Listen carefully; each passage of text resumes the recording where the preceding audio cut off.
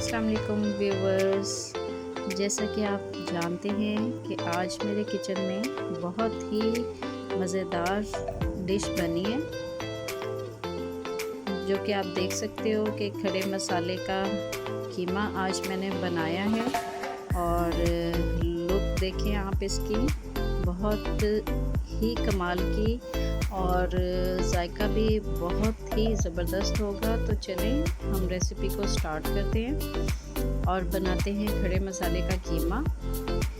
اس کے لیے جو انگریڈینٹس ہم کو چاہیے ہیں وہ ہم آپ کو ایک ساتھ ہی دکھا رہے ہیں۔ تو یہ آپ نے تھوڑے سے اجزاء میں یہ بہت ہی زبردست ڈش ہماری ریڈی ہوگی۔ آدھا کلو میں نے قیمہ لیے اس کے لیے باریک، اور 4 ٹماٹر ہیں، اس میں 2 میڈیم پیاز ہیں، 10 سے 12 ثابت لال مرچیں ہیں، 1.5 ٹیبل سپون گارلک ہے، آملیٹ کٹ اور ثابت گرم مسالہ۔ اس کے ساتھ جائے گی لال مرچ، نمک، ہلدی اور پسا ہوا دھنیا۔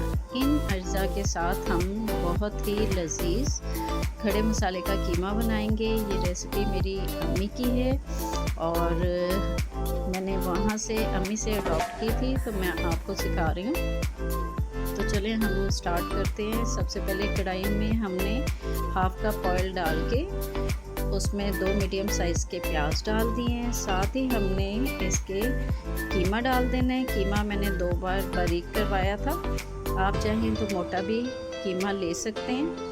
اس کے ساتھ ہی ہم 10 سے 12 کالی مرچیں اور 2 موٹی الائچیاں ڈال دیں گے، اور 1.5 ٹیبل سپون آملیٹ کٹ ہم گارلک کا، لہسن کا ڈال دیں گے ساتھ ہی۔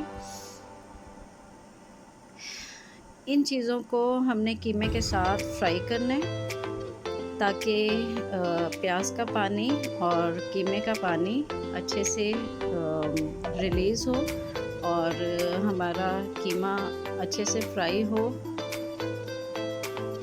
لہسن ہم نے اس لیے ڈالا ہے آملیٹ کٹ کہ اس سے قیمے میں بہت ہی زبردست قسم کا لہسن کا اروما انہینس ہو کے آئے گا۔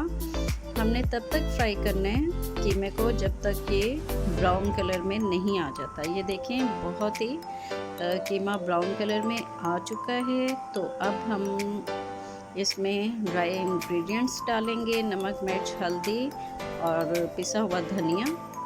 آپ اپنے ٹیسٹ کے مطابق بھی ڈال سکتے ہیں، ویسے میں نے کوانٹٹی اپنے مطابق بھی آپ کو بتا دی ہے۔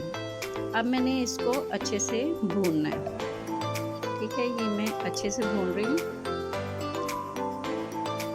اب نمک مرچیں اس میں شامل ہو گئی ہیں اور رچ گئی ہیں، تو میں نے اس میں ٹماٹر ڈال دیے ہیں، ساتھ ہی ثابت لال مرچیں ڈال دی ہیں۔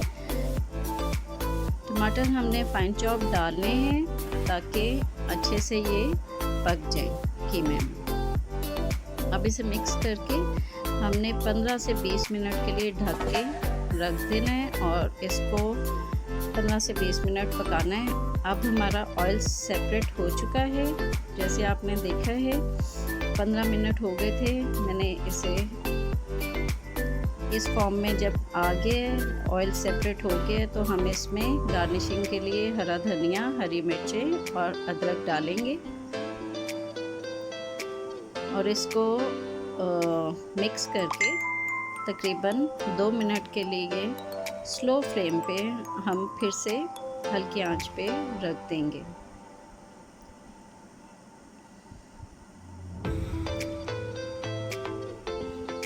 آپ کو میری ریسیپیز پسند آ رہی ہیں تو شیئر ضرور کریں، لائک کریں، سبسکرائب کریں میرے چینل کو۔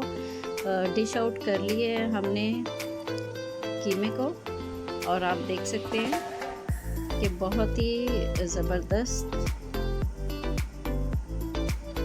یہ تیار ہوا ہے، اور میں نے تو کھایا ہے اور میری فیملی کو بہت پسند ہے۔ تو آپ بھی بنائیں اور فیڈ بیک ضرور دیں۔ Thank you very much. جزاک اللہ خیر. اللہ حافظ. Thanks for watching.